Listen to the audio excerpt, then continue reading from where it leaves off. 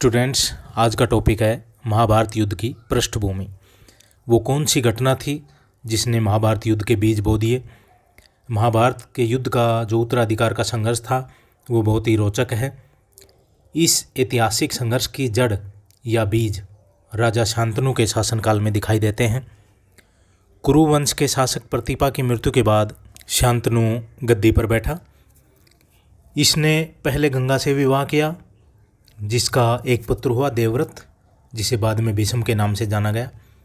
बाद में इसने सत्यवती से विवाह किया, जिससे दो पुत्र पैदा हुए, चित्रांग और विचित्रवीर्य। सत्यवती ने शांतनु से इस शर्त पर विवाह किया था कि तेरे बाद गद्दी पर मेरे पुत्र ही बैठेंगे, उत्तराधिकारी मेरे पुत्र ही होंगे।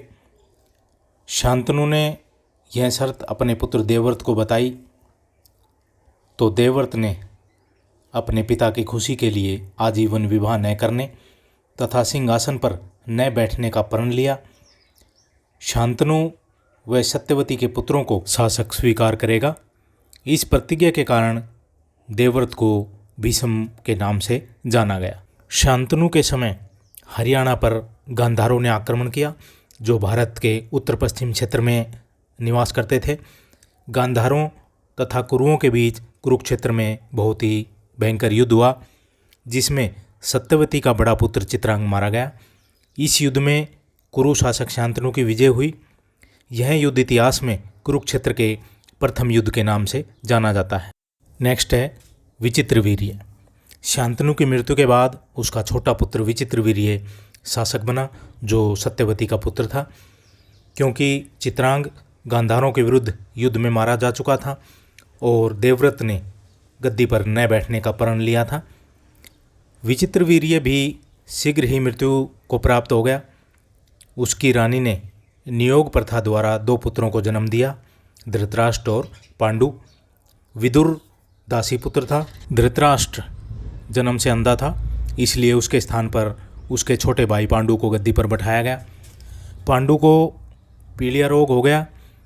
इसकी मृत्यु होने पर इसकी पत्नी माद्री भी इसके साथ सती हो गई। पांडु की दो पत्नियां थीं, कुंती और माद्री, तथा 5 पुत्र थे, जिनमें कुंती से युधिष्ठिर, भीम, अर्जुन और माद्री के नकुल और सहदेव थे। इन 5 की देखभाल का जिम्मा कुंती पर था। इन्हें पांडवों के नाम से जाना गया। धृतराष्ट्र की पत्नी का नाम गांधारी था। इनके 100 पुत्र हुए।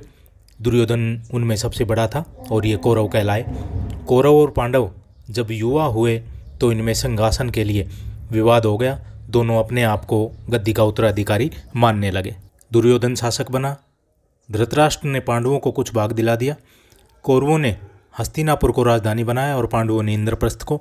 किंतु राज्य को लेकर दोनों की महत्वाकांक्षा शांत नहीं हुई। धर्मशास्त्रों के अनुसार राजा का ज्येष्ठ पुत्र ही राज्य का उत्तराधिकारी हो सकता था। इस आधार पर धृतराष्ट्र के बड़े पुत्र दुर्योधन ने राज्य के उत्तराधिकारी के तौर पर अपना दावा प्रस्तुत किया। पांडवों की ओर से ज्येष्ठ पुत्र युधिष्ठिर अपना दावा पेश कर रहे थे। असली विवाद इस बात को लेकर था कि कुरु राज्य का वास्तविक शासक धृतराष्ट्र था या पांडु। दुर्योधन का तर्क था कि शुरू से ही तथा वर्तमान में भी उसका पिता धृतराष्ट्र कुरु राज्य का शासक है, इसलिए दुर्योधन राज्य का उत्तराधिकारी अपने आप को मानता था। दूसरी ओर पांडवों का तर्क था कि उनके पिता पांडु ने अपना राज्य धृतराष्ट्र को कुछ समय के लिए दिया था, न कि राजा बनने के लिए। कौरव और पांडव दोनों वीर और साहसी थे। दोनों ने ही गुरु द्रोणाचार्य से शिक्षा ली थी। कुरु वंश के श्रेष्ठ जन जो थे वो आपसी टकराव से बचना चाहते थे, युद्ध नहीं चाहते थे। इसी बात से प्रभावित होकर धृतराष्ट्र ने पांडु के ज्येष्ठ पुत्र युधिष्ठिर को अपना उत्तराधिकारी घोषित कर दिया। दुर्योधन और उसका मामा शकुनी इससे क्रोधित हुए। उन्होंने षड्यंत्र के द्वारा पांडवों को देश निकाला दे दिया। इसका नियम यह भी था कि वे निर्धारित समय में अज्ञात रहें। यदि अज्ञातवास भंग हो गया तो उन्हें उतना ही समय फिर अज्ञातवास में उन्हीं शर्तों के साथ काटना होगा। अज्ञातवास के दौरान पांडवों ने पांचाल नरेश द्रुपद की पुत्री द्रौपदी को स्वयंवर में प्राप्त किया। पांचाल के साथ वैवाहिक संबंध स्थापित करके पांडवों की स्थिति पहले से मजबूत हो गई। अज्ञातवास के बाद पांडवों ने अपने ज्येष्ठ पिता धृतराष्ट्र से अपना राज्य वापस मांगा। धृतराष्ट्र ने सहमति से कुरु राज्य को 2 भागों में विभाजित कर दिया। फिर भी दोनों के बीच अहम का टकराव होने लगा। कौरवों ने एक षड्यंत्र के माध्यम से युधिष्ठिर से उसका सारा राज्य तथा उसकी पत्नी द्रौपदी को प्राप्त कर लिया। पांडवों को फिर 13 वर्ष का अज्ञातवास दिया गया। दुर्योधन ने पांडवों को राज्य देने से इनकार कर दिया। अब युद्ध के अलावा कोई रास्ता नहीं था। कौरव और पांडवों के बीच कुरुक्षेत्र में युद्ध लड़ा गया। इतिहास में इस युद्ध को कुरुक्षेत्र के दूसरे युद्ध के नाम से जाना गया। तो स्टूडेंट्स, ये थे महाभारत युद्ध की पृष्ठभूमि, जो भी ये 4th सेम के लिए उपयोगी है। ज़्यादा से ज़्यादा स्टूडेंट्स को शेयर करें। Thank you.